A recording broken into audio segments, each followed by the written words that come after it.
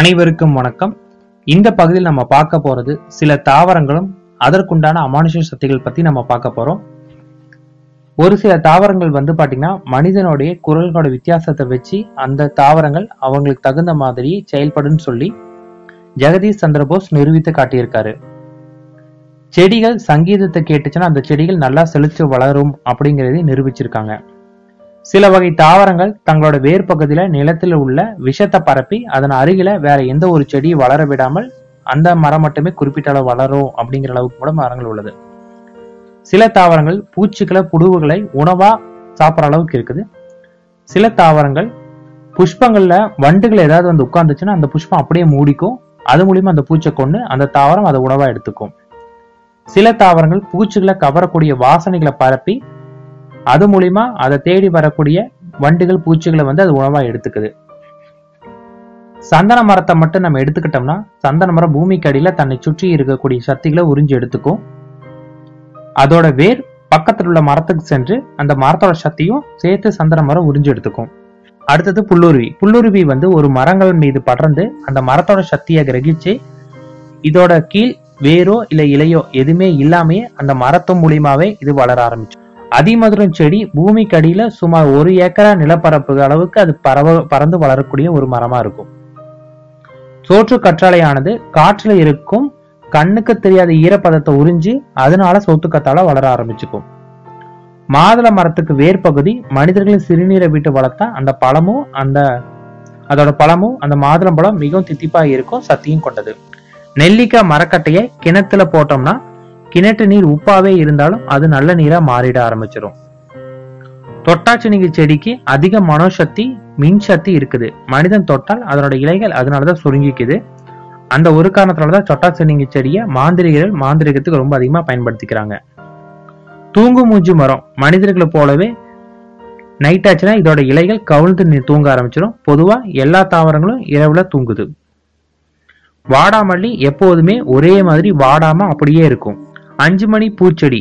இந்த செடி சாயந்தரம் ஒரு 5 மணி கரெக்டா ஆனதோ அதோட செடியில் இருக்கிற பூ பூக்க ஆரம்பிக்கும். அதுக்கு முன்னாடி இந்த பூ பூக்கிறது கிடையாது.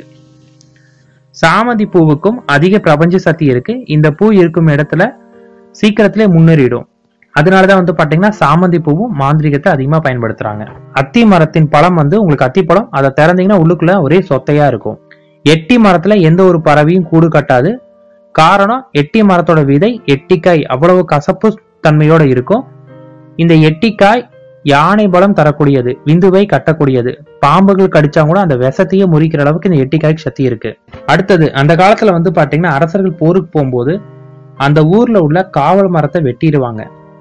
இந்த மாதிரி காவல் மரத்தை வெட்டிட்டாவே அந்த நாட்டோட அரசர் தோத்து விட்டார் அப்படிங்கிற அதுக்கு ஒரு அர்த்தம் இருக்கு. அதே போல வீடுகளை புளிய மரத்தை வளர்க்க மாட்டாங்க. காரணம் அது பேய்களுக்கு பிரியமான மரம்னு சொல்லப்படுது. அதே போல மரத்தை வெட்டும் போது அதுல இருந்து பால் வரக்கூடிய மரம் வீடு கட்டத்துக்கு பயன்படுத்த மாட்டாங்க.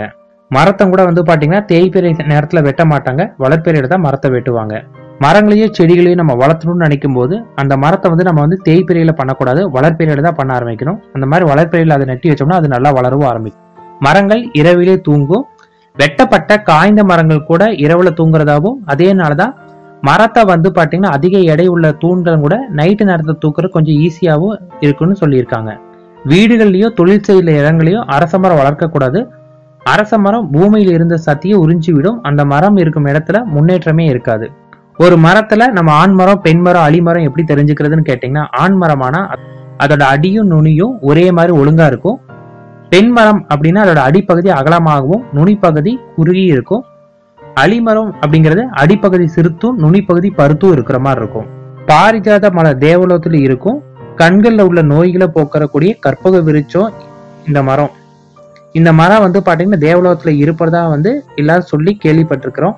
அடுத்தது ஜோதி விருட்சம். ஜோதி விருட்ச மரம் பாத்தீங்கன்னா மலைகள்ல வளரும். சதுரகிரி வெள்ளிங்கிரி மலையில இந்த உங்களுக்கு இருக்கு. இதோட இலை பாத்தீங்கன்னா நாவல் மர இலை போல இருக்கும்.